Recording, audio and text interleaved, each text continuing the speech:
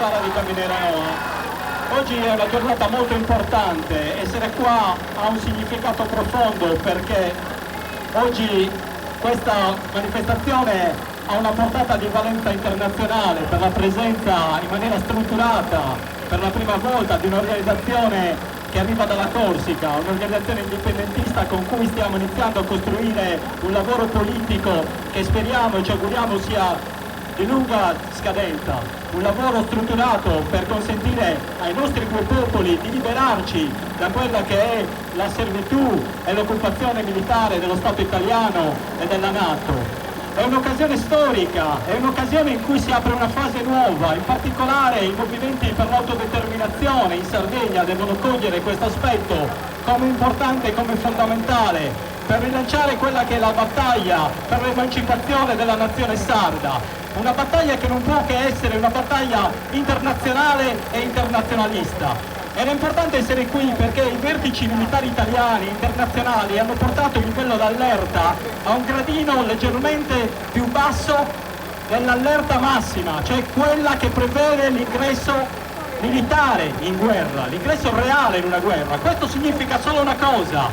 significa che siamo ad un passo dalla terza guerra mondiale e chi ci sta trascinando verso la terza guerra mondiale è lo Stato italiano, sono gli americani ed è la NATO. Quello che ancora non è stato detto e che bisogna iniziare a far emergere è che quella che si sta vivendo in Ucraina è una guerra per procura, non è soltanto la guerra di Putin, è la guerra dell'America, perché non ci vuole tanto capire che portare le basi a 300 km dal confine russo può sembrare come una provocazione, può sembrare come una minaccia per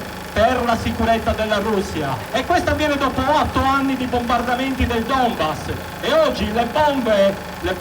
che noi mandiamo al governo filofascista di Kiev continuano a colpire postazioni civili a Donetsk. Questo non ci viene raccontato dalla stampa occidentale. E questo è importante e fondamentale dirlo. E noi non dobbiamo avere paura che queste manifestazioni non siano sufficienti, possano servire a poco perché sono centinaia di migliaia di chilometri distanti dal fronte di guerra. Sono importanti perché è qui che si esercitano gli eserciti di mezzo mondo per prepararsi alla guerra e quindi noi che abbiamo i 3 poligoni più grandi d'Europa dobbiamo fare la pressione massima sui nostri governi affinché non ci trascinino nel conflitto veramente di proporzioni mondiali che per la Sardegna sarebbero devastanti. E questo è il punto di partenza che ci deve tenere uniti e che ci deve portare ad affrontare una battaglia per un Mediterraneo di pace, per un Mediterraneo libero, per un Mediterraneo di cooperazione. E chi deve avere paura sono i nostri governanti, perché agiscono contro la volontà, nonostante tutto contro la maggioranza della volontà dei popoli europei che sono contrari alla guerra.